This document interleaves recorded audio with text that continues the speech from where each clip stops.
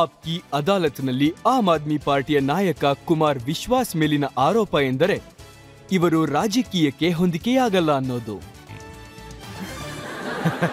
ನಿಮ್ಮ ಈ ಕವಿತೆಯನ್ನ ಕೇಳಿದ್ಮೇಲೆ ನನ್ಗೇನನ್ಸುತ್ತೆ ಅಂದ್ರೆ, ನೀವು ರಾಜಕೀಯಕ್ಕೆ ಬಂದಾಗ ಅರವಿಂದ್ ಕೇಜ್ರಿವಾಲ್ ಮತ್ತೆ ನೀವು ಸೇರ್ಕೊಂಡು ರಾಜಕೀಯ ಪಕ್ಷ ಕಟ್ಟಿದ್ರಿ. ನೀವ್ ಹೇಳಿದ್ರಿ, ನಾನು ಕವಿ ಮನಸ್ಸನ್ನ ತಗೊಂಡು ಬರ್ತೀನಿ, ರಾಜಕೀಯದ ತಲೆ ನನ್ನ ಹತ್ರ ಇಲ್ಲ ಅಂತ. ಇಲ್ಲ, ಇಲ್ಲಿಗೆ ಬಂದು ತಪ್ಪು ಮಾಡ್ದೆ ಅಂತ ಅನ್ಸುತ್ತಾ? ತಪ್ಪೇನಿಲ್ಲ.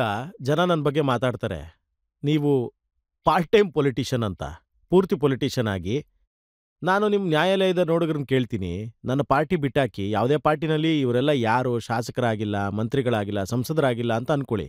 ಆದರೂ ತಿಂಗಳು ಹೊಸ ಹೊಸ ಜಾಕೆಟು, ಸ್ಲೀವ್ಲೆಸ್ ಕುರ್ತಾ ಹಾಕೊಂಡು ವಿಮಾನದಲ್ಲಿ ಅವರ ಪಟಾಲಂ ಜೊತೆ ಸಿಕ್ಕಿದ ಕಡೆ ತಿರುಗಾಡ್ತಿರ್ತಾರಲ್ಲ, ಇವ್ರ ಖರ್ಚುಗಳೆಲ್ಲ ಯಾರು ನೋಡ್ಕೋತಾರೆ?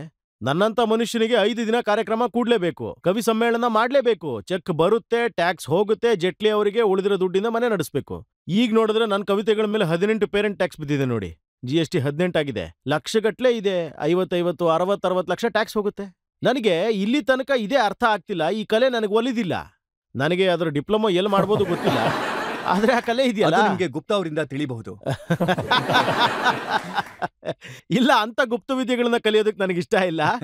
ಮನಸ್ಸಿಗೆ ನೆಮ್ಮದಿ ಕೊಡೋ ವಿದ್ಯೆಗಳಷ್ಟೇ ನನಗೆ ಸಾಕು. ಆದ್ರೆ ನೋಡಿ, ಮನೀಶ್ ಸಿಸೋಡಿಯಾ ಹೇಳ್ತಾರಲ್ಲ, ಟಿವಿನಲ್ಲಿ ಮಾತಾಡೋದ್ರಿಂದ ಕೆಲಸ ಆಗಲ್ಲ ಅಂತ. ಅದನ್ನ ನೀವು ಇದನ್ನ ಟಿವಿನಲ್ಲೇ ಹೇಳಿದ್ರಾ? ಟಿವಿಲ್ ಮಾತಾಡ್ಬೇಡ ಅಂತ ಅವರೇ ಟಿವಿಲ್ ಬಂದು ಹೇಳಿದ್ರಾ? ಆದ್ರೆ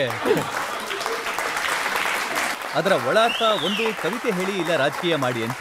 ಇಲ್ಲ, ಹಾಗೇನೂ ಇಲ್ಲ. ಕವಿತೆ ಹೇಳಿ ಇಲ್ಲ ರಾಜಕೀಯ ಮಾಡಿ ಅಂತ ಯಾರಾದ್ರೂ ಹೇಳ್ಬೋದಾ? ಏನ್ ರಾಜಕೀಯ ಮಾಡೋದು? ನಾನೊಂದ್ ವೇಳೆ ಯಾವುದೋ ಸಾಂವಿಧಾನಿಕ ಹುದ್ದೆಯಲ್ಲಿ ಇದ್ದಿದ್ರೆ, ಅಲ್ಲಿಂದ ನನಗೆ ಸಂಬಳ ಬಂದಿದ್ರೆ ಖಂಡಿತ ಕಾರ್ಯಕ್ರಮ ಮಾಡೋದು ನಿಲ್ಲಿಸ್ತಾ ಇದ್ದೆ. ಬೇಕಿದ್ರೆ ಆಗ ಫ್ರೀಯಾಗಿ ಕವಿತೆ ಹೇಳ್ತಾ ಇದ್ದೆ.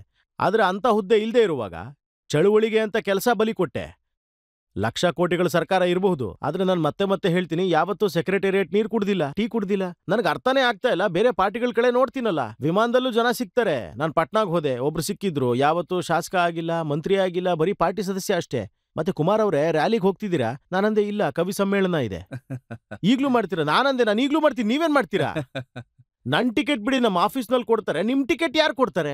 ಈ ಪ್ರಶ್ನೆಗೆ ಇವತ್ತಿಗೂ ನನಗೆ ಉತ್ತರ ಸಿಕ್ಕಿಲ್ಲ. ಭಾರತದ ರಾಜಕೀಯದ ಚಾಣಕ್ಯರಿಗಷ್ಟೇ ಇದು ಅರ್ಥ ಆಗುತ್ತೆ ಅನ್ಸುತ್ತೆ. ನೀವು ತುಂಬಾ ನೇರವಾಗಿ ಮಾತಾಡ್ತೀರಾ. ಯೋಗೇಂದ್ರ ಯಾದವ್ ವಿಷಯದಲ್ಲಿ ಯಾಕೆ ಸುಮ್ಮನಾದ್ರಿ?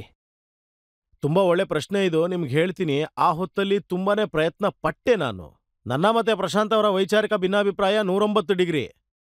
ನಾನು ಸೆಂಟರ್ ಟು ರೈಟ್, ಪ್ರಶಾಂತ್ ಅವರು ಸೆಂಟರ್ ಟು ಲೆಫ್ಟ್. ಆದ್ರೆ ಪ್ರಶಾಂತ್ ಭೂಷಣ್ ಅಂತ ಸತ್ಯಕ್ಕೆ ಹೋರಾಡುವ ಪ್ರಾಮಾಣಿಕ ಮನುಷ್ಯ ಮತ್ತೆ ಒಳ್ಳೆಯ ಗೆಳೆಯ ಸಿಕ್ಕೋದು ತುಂಬಾನೇ ಕಷ್ಟ ಇತ್ತು. ಯೋಗೇಂದ್ರ ಯಾದವ್ ಜೊತೆ ಭಯಂಕರ ಭಿನ್ನಾಭಿಪ್ರಾಯ ಇದೆ.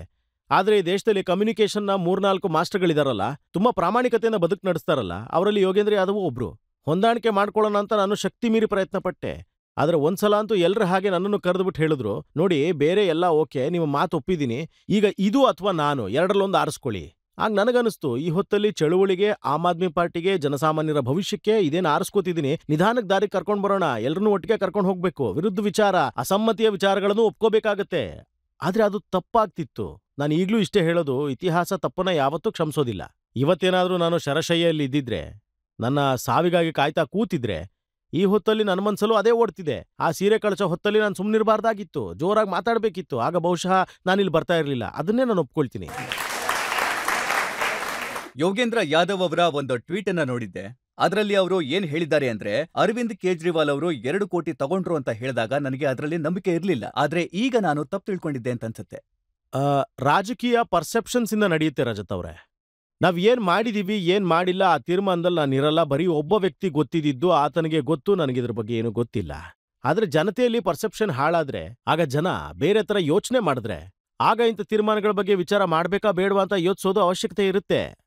ಆದ್ರೆ ಈಗ ಕೆಲವು ತೀರ್ಮಾನಗಳು ಒಟ್ಟೊಟ್ಟಿಗೆ 1.5 ವರ್ಷದಿಂದ ನಡೀತಾ ಇವೆ. ನಾನು ಯೋಗೇಂದ್ರ ಅಣ್ಣನ ಮಾತನ್ನ ಒಪ್ಕೊಳ್ಳೋದು ಬಿಡೋದು ಸದ್ಯಕ್ಕೆ ಮಾಡಕ್ಕಾಗಲ್ಲ. ಆದ್ರೆ ಒಂದಂತೂ ಖಂಡಿತ ಒಪ್ಕೋತೀನಿ, ಯೋಗೇಂದ್ರ ಯಾದವ್ ಅಂತ ವ್ಯಕ್ತಿ, ಅವರು ಸ್ವರಾಜ್ ಪಾರ್ಟಿನ ಮಾಡಿದ್ದಾರೆ ಅಂತೇನಲ್ಲ. ಇದರ ಅರ್ಥ ಅದಲ್ಲ. ಅವರೊಂದು ವಿಶೇಷವಾದ ಇಂಡಿವಿಜುವಲ್ ಧ್ವನಿ. ಅವರು ಆ ಪಟ್ಟೀಲಿ, ಆ ಸರಣಿಲಿ, ಆ ನವರತ್ನಗಳಲ್ಲಿ ಕೊನೆ ರತ್ನ ಅಂತ ನನಗನ್ಸೋದು ಇದು ತಪ್ಪಲ್ಲ. ಅವರಿಗೆ ಸ್ವತಂತ್ರವಾದ ಧ್ವನಿ ಇದೆ ಅಂತ ತುಂಬಾ ಜನಕ್ಕೆ ಅನ್ಸುತ್ತೆ. ನನಗೂ ನಂಬಿಕೆ ಇದೆ, ಭಿನ್ನಾಭಿಪ್ರಾಯಗಳಿಗೂ ಸ್ಥಾನ ಕಲ್ಪಿಸುವ ಸ್ವರಾಜ್ಯದ ವ್ಯವಸ್ಥೆ ಏನಿದೆ ನಾವು ಕಲ್ತಿದೀವಿ, ಅವ್ರು ಒಪ್ಕೋತಾರೆ, ನಾವೆಲ್ಲ ಒಟ್ಟಿಗಿರ್ತೀವಿ. ಖಂಡಿತವಾಗ್ಲೂ ಮುಂದೆ ಎಲ್ಲಾನು ಚೆನ್ನಾಗಿರುತ್ತೆ.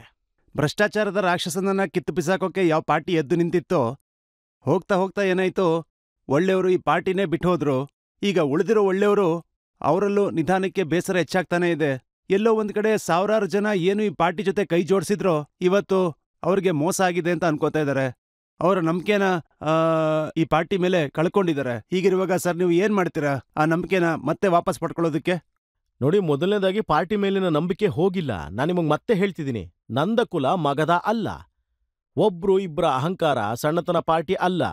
ಆಮ್ ಆದ್ಮಿ ಪಾರ್ಟಿಲಿ ಬೈಗುಳ ತಿಂದ್ರು ಕೆಲಸ ಮಾಡೋ ಸಾವಿರಾರು ಕಾರ್ಯಕರ್ತರಿದ್ದಾರೆ. ಆ ಕಾರ್ಯಕರ್ತರು ಎಚ್ಚರ ಇದ್ರೆ, ಅವರೆಲ್ಲ ಎಚ್ಚರ ಆದ್ರೆ ಪಾರ್ಟಿ ಆತ್ಮಶುದ್ಧಿ ಮಾಡ್ಕೊಳ್ಳುತ್ತೆ. ಪಾರ್ಟಿ ಹೊಳೆ ಇದ್ದ ಹಾಗೆ ಅದು ಶುದ್ಧ ಆಗುತ್ತೆ, ತನ್ನನ್ನ ಶುದ್ಧ ಮಾಡ್ಕೊಳ್ಳುತ್ತೆ. ನಮ್ಮಂಥ ಯೂತ್ ಮೇಲೆ ನಿಮ್ ಮನ್ಸಿಗೆ ಹತ್ರ ಆಗುವಂಥ ಯಾವ್ದಾದ್ರೂ ಒಂದ್ ಕವಿತೆ ಯಾವ್ದಾದ್ರೂ ಇದ್ರೆ ಹೇಳಿ ಸರ್, ಪ್ಲೀಸ್. ನನ್ನ ಪರಿಸ್ಥಿತಿ ಹೇಗಾಗಿದೆ ಅಂದ್ರೆ ದಿನಾಗ್ಲೂ ಯೂತ್ಗಳಿಗೆ ಕವಿತೆ ಹೇಳ್ಕೊಂಡೇ ಕೂರ್ಬೇಕಿರಲ್ಲ.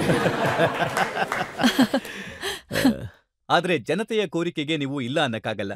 ಒಂದೆರಡು ಲೈನ್ ಸರ್, ಚಿಕ್ಕದಾದ್ರೂ ಹೇಳಿ, ಪರವಾಗಿಲ್ಲ. ಒಂದೆರಡು ಲೈನ್ ಸರ್, ಚಿಕ್ಕದಾದ್ರೂ ಹೇಳಿ. ನಿನ್ನಿಂದ ದೂರ ಆದೆನು ನೀ, ನನ್ನಿಂದ ದೂರ ಆದೆನು ನಾ, ಬಹಳ ಸ್ವಾಭಿಮಾನಿಯು ನೀ, ಬಹಳ ಸ್ವಾಭಿಮಾನಿಯು ನಾ, ಬಹಳ ಹೆಸರು ಮಾಡಿದೆ ನೀ, ಬಹಳ ಹೆಸರು ಮಾಡಿದೇನಾ, ಅದಕ್ಕೆ ಹೀಗಾಗಿರುವೆ ನೀ, ಅದಕ್ಕೆ ಥ್ಯಾಂಕ್ ಯು ಸರ್, ಹೀಗಾಗಿರುವೆ ನಾ. Thank you so much.